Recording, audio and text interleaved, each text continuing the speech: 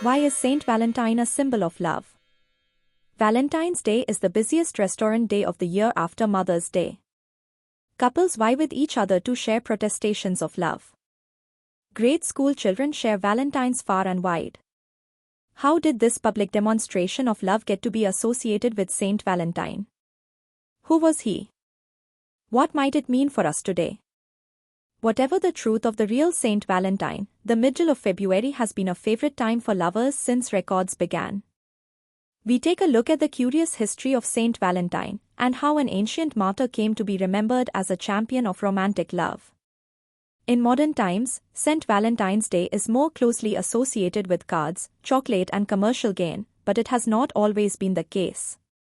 Although the story of the saint and the origins of the feast day are clouded by myth, 14th February has long been celebrated as the Day of Lovers. The earliest version of the story dates back to ancient Rome and the pagan festival of Lupercalia. Shepherds outside the city walls waged a constant battle against hungry wolves and prayed to the god Lupercus to watch over their flocks. Every year in February, the Romans would repay the god's vigilance with a festival, which doubled as a celebration of fertility and the onset of spring.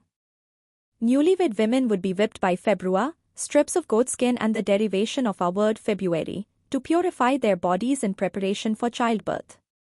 One of the highlights of Lupercalia came on 14th February with an erotic tribute to Juno Februata, the goddess of feverish love, the equivalent of Cilla Black. The names of maidens were drawn at random by young men and the resultant couple would become partners at the feast and even for life. The bishop was executed on 14th February.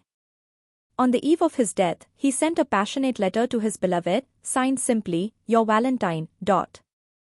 The festival was extremely popular and lasted for centuries. After Constantine had Christianized Rome, the church tried to clamp down on pagan activities and Lupercalia, with its lurid temptations, was an obvious target. Pope Gelasius, in the 5th century, needed to find a suitable replacement for the wolf god Lupercus and chose a bishop who had been martyred 200 years previously, Valentine.